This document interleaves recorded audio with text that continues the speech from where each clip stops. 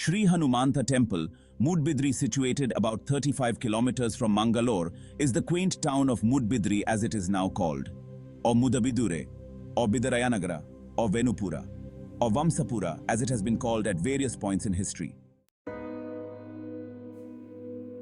All these names are linked to the wild bamboo, bidure, growth in the area and the venu, flute made out of them. But all that is history now.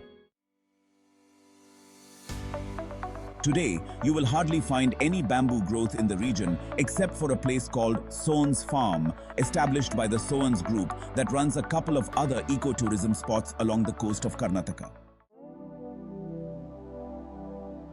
A Google search on Moodbidri will bring up a lot of articles around it, being the Jain Kashi with its most popular 1,000-pillared Jain temple, which is a legend in itself.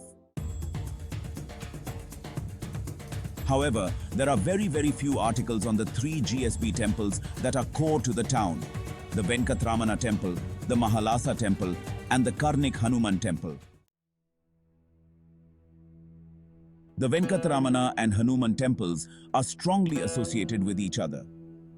It is a tradition that before commencing any auspicious occasion, a prayer is offered to the deity to request his or her blessing that all the festivities are carried on without any vain or interruptions. In Moodbidri, before commencing any festivities at the SVLT temple, a prayer is offered not just to Lord Venkataramana, but also Lord Hanuman. Similarly, any such offering for festivities at the Hanuman temple is also offered at the Venkataramana temple. The visit to one is incomplete without a visit to the other. Lord Hanuman is the Mukhya Prana, while Lord Venkataramana, his Lord or Odeya, is the Sarva Prana. As the title suggests, Hanuman or Hanumantu temple here is very well known for fulfilling the wishes of his devotees. In fact, it is popular locally as the Karnik or wish-fulfilling Hanumanta temple. Often, devotees from all castes and religions come here with their wishes, offering tender coconuts in return for the fulfillment of their desires. The fact that the temple receives on average 5,000 tender coconuts or eleniru every day is a testament to people's faith. We do not have exact historical records, but it is believed the story starts about 900 years ago. Moodbidri at that time was governed by the Jain Chauta chieftains who ruled these lands for the Vijayanagara Empire under a feudal system. One day, when the local Chauta chieftain was unwell, the herbal medicine prescribed by a GSB named Srinivas Malya helped cure the chieftain. Pleased by this, the Vijayanagara rulers gifted Malya with 3 statues: the Hanuman, Marigudi Mahamayi, and Subramanya. The Hanuman statue was installed in a small temple with a thatched hay roof.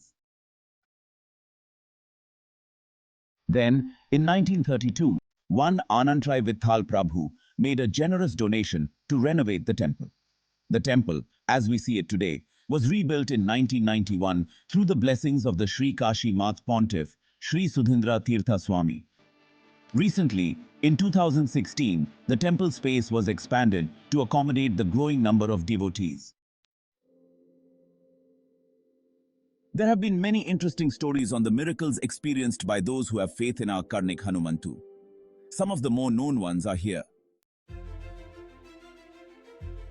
In 2013, ancient and precious idols core to the Jain religion were stolen from the Siddhant Mandir in Moodbidri. Apparently, the head of that temple committee, on the advice of a friend, committed to offering 1,008 tender coconuts to Lord Hanuman and prayed for the return of the idols. All the stolen material was found soon after. A few decades back, when the temple was less popular and there were limited visitors, one day the archak, or priest, realized that he had no tender coconut to offer during the puja. He went to a local farm and asked a laborer to give him a tender coconut from the coconut tree.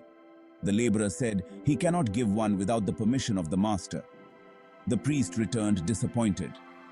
In some time, the owner of the land arrived at the temple with a tender coconut. It seems after the priest had left the farm, the coconut tree caught fire, and when the landlord came rushing, the laborer told him what had happened. As soon as the fresh coconut was offered to the Lord, the fire cooled off. One day, two devotees, both neighbors, arrived with conflicting prayers.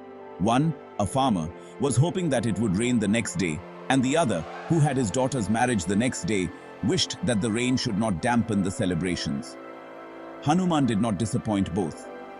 Miraculously, it rained on the fields, but there was no rain on the neighboring wedding venue.